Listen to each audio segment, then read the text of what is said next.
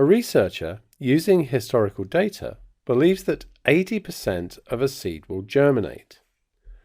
She is testing a new enriched soil, which is thought will improve the germination rate.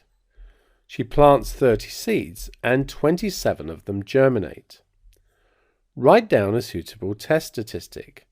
Well, that would be the number of seeds that germinate.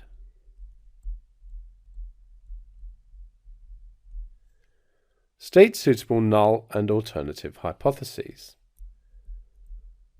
Well, H0 is the situation of no change, so we're going to assume the new soil has the same results as previously tested soils.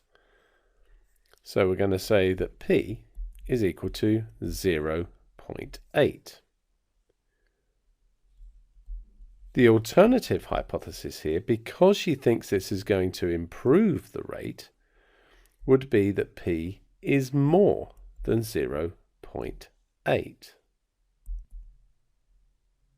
Under what conditions would we reject the null hypothesis? Well, if 27 out of 30, which of course is 90%, is significant at the level of testing we're doing.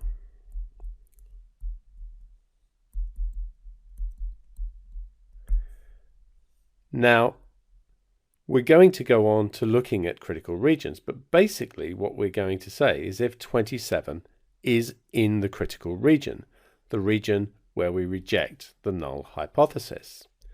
Now, we don't know quite at this stage how to do those regions. We're going to look at that shortly.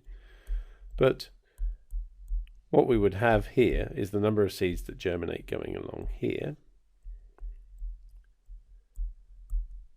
And there'll be some value here such that anything above that we would reject the null hypothesis. Now 27 might be in that region, as I've indicated on this number line, or it might not. And to some extent, that will depend on the significance of the level of testing. So we'll see that in the next section.